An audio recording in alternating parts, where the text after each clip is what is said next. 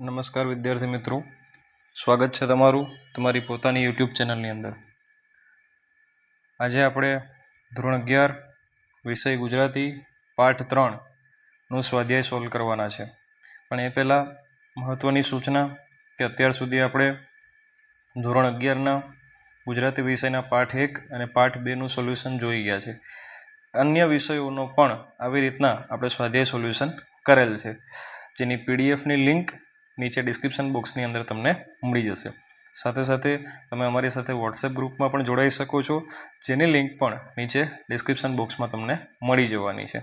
તો ચાલો, સ્વાધ્યાય ખૂબ નાનું છે અને ફટાફટ આપણે એને સોલ્વ કરીએ. તો પાઠ 3 છે એમ ઉગાર્યો ચંદ્રહાસ. સ્વાધ્યાય છે અને સ્વાધ્યાયનો પ્રશ્ન નંબર 1 છે, નીચેના પ્રશ્નોના એક એક વાક્યમાં ઉત્તર લખો. તો પ્રશ્ન નંબર 1 છે, વિષયા ચંદ્રહાસના ઘોડાના વખાણ શા માટે કરે છે? તો જવાબ છે, કારણ કે પોતે અહીં આવી છે એની જાણ ઘોડો સ્વામી એટલે કે ચંદ્રહાસને કરે એમ તે ઈચ્છે છે. બીજો પ્રશ્ન છે, વિષયાને પોતાના આભૂષણ વેરી એટલે દુશ્મન જેવા શા માટે લાગે છે? તેનો જવાબ છે, કારણ કે તેને ડર છે કે કદાચ તેના આભૂષણના અવાજથી ચંદ્રહાસ જાગી જશે. પ્રશ્ન નંબર 3 છે, ધૃષ્ટ બુદ્ધિ રાજાએ કાગળમાં શો સંદેશ લખ્યો? તો રાજાએ કાગળમાં પોતાના પુત્રને ઉદ્દેશીને સંદેશો લખે છે અને ચંદ્રહાસને વિષ આપીને મારી નાખવાની વાત કરે છે. જો આગળ જોઈએ તો પ્રશ્ન નંબર 4 છે, વિષયાએ વિષનું વિષયા કેવી રીતે કર્યું?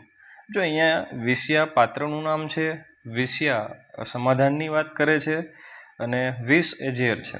તો વિષયાએ પોતાના એક નેત્રમાંથી કાજળ અને બીજા નેત્રમાંથી જળ લઈને તણખલા વડે વિષ શબ્દમાં યા અક્ષર ઉમેરી અને વિષયા કરી દીધું. આગળ વધીશું. પ્રશ્ન નંબર 2 છે, નીચે આપેલા પ્રશ્નોના 2-3 વાક્યોમાં ઉત્તર લખો. પ્રશ્ન નંબર 1 છે, ચંદ્રહાસનું મનોહર રૂપ જોઈને વિષયા શોક શા માટે અનુભવ કરે છે? તો એનો જવાબ છે, ચંદ્રહાસનું રૂપ મનમોહક છે. તેના રૂપ, રંગ અને તેજ પર વિષયા વારી જાય છે, પણ પોતે પાપણી છે. તેણે કોઈ પુણ્ય પણ કર્યા નથી, તો એને આવો રૂપાળો સ્વામી ક્યાંથી મળવાનો એ વિચારી અને શોક અનુભવે છે.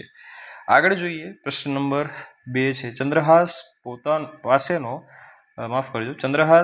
પાસેનો પત્ર વાંચી વિષયાએ શી પ્રતિક્રિયા આપી? તો ચંદ્રહાસ પાસેનો પત્ર વિષયાએ વાંચ્યો. પત્રમાં પિતાએ ચંદ્રહાસને વિષ આપી મારી નાખવાની વાત કરી છે. આ વાંચી તે પોતાની કોઠાસૂઝ વાપરી પત્રમાં ફેરફાર કરે છે. આગળ વધીએ. પ્રશ્ન નંબર 3, ચંદ્રહાસ કેવી રીતે ઉગાર્યો એટલે બચાવ્યો? તો વિષયાએ પત્રમાં વિષ શબ્દમાં યા અક્ષર ઉમેરી વિષનું વિષયા કર્યું. આ ફેરફારથી ચંદ્રહાસ ઉગાર્યો. ઝેર આપવાને બદલે વિષયા આપી દો. વિષયા એટલે પાત્ર, વ્યક્તિ. ચંદ્રહાસને જોઈને વિષયા કેવા પ્રકારનું મનોમંથન અનુભવે છે? મનનો વિચાર એને મનોમંથન કહેવાય. ચંદ્રહાસનું રૂપ, રંગ, તેજ પર વિષયા વારી જાય છે, પણ પોતે એટલી ભાગ્યશાળી નથી કે તેને આવો સ્વામી મળે એવું મનોમંથન વિષયા ચંદ્રહાસને જોઈને કરે છે. જો પ્રશ્ન નંબર 3, મુદ્દાસર નોંધ લખો. પ્રશ્ન નંબર 1 છે, ચંદ્રહાસના ઘોડાનું વર્ણન કરો. તો આ એનો ઉત્તર છે. બીજો પ્રશ્ન છે, ચંદ્રહાસનું પાત્રાલેખન કરો જે તમારા માટે અતિ ઉપયોગી નીવડશે. ચાલો, ડન છે. બસ પતી ગયું સ્વાધ્યાય વિદ્યાર્થી મિત્રો. આવી જ રીતના અવનવા વિડીયો જોવા માટે અમારી સાથે જોડાયેલા રહો અને સ્વાધ્યાયની જે સોલ્યુશન